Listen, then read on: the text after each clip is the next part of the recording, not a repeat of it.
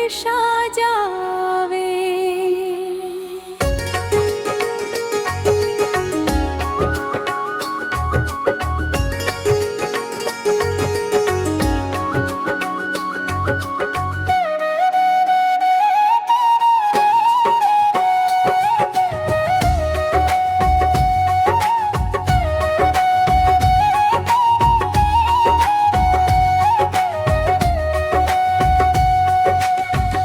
कबीर साहिब के धरती ये पावन, जान के बाटी ले मिट जाते अज्ञान।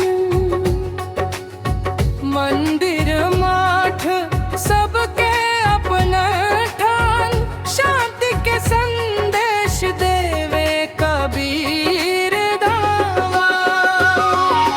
कवच धामाटी सोना गंध आवे, कबीर धाम नाम ले छाती फूल जावे।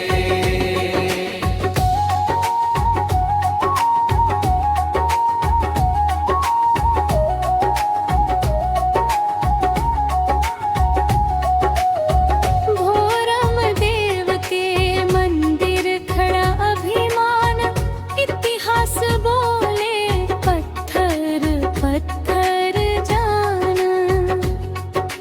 हरियर जंगल खेत खलिहान, धान के खुशबू ले महके किसान।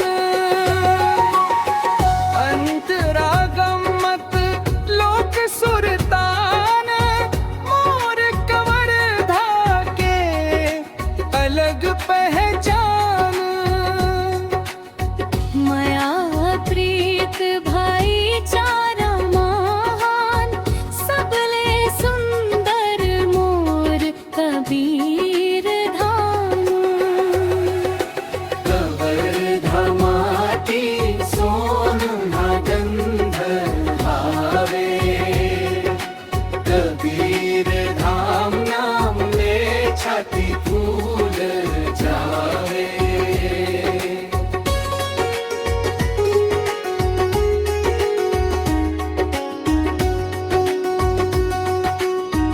रंग रंग के बोली संग संग संस्कार, माटी ले जुड़ के बढ़े सब परिवार।